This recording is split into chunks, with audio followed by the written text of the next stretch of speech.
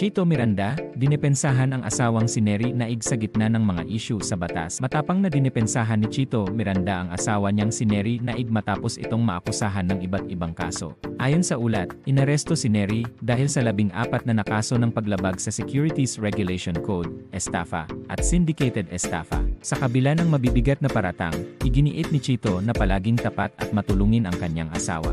Ano kaya ang gagawin mo kung mangyari ito sa mahal mo sa buhay? Sa isang Facebook post noong Nobyembre 27, 2024, sinabi ni Chito na hindi kailanman nandaya o nang lamang ng tao si Neri. Dagdag pa niya, ang tanging kasalanan nito ay ang pagiging sobrang mapagbigay.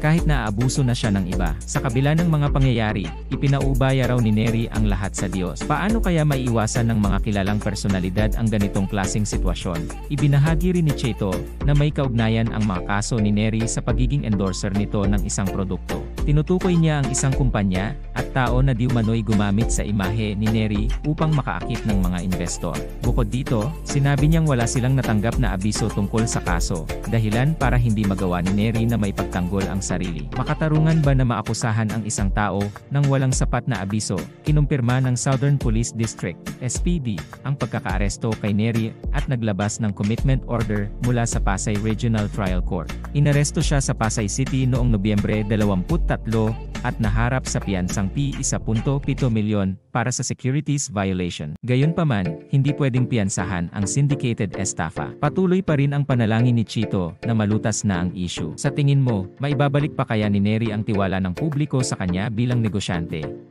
Hati ang opinyon ng netizens sa issue, kung saan ang ilan ay nagtatanong kung akma pa bang tawagin si Neri bilang wais na misis matapos ang insidente. Samantala, ang iba naman ay nagpapahayag ng suporta at binibigyang pansin ang kabutihan at pagtulong ni Neri sa mga nangangailangan. Ipinost pa ni Chito ang larawan ni Neri habang namimigay ng food packs sa mga bata. Paano kaya naapektuhan ng opinyon ng publiko ang isang taong dumadaan sa ganitong pagsubok?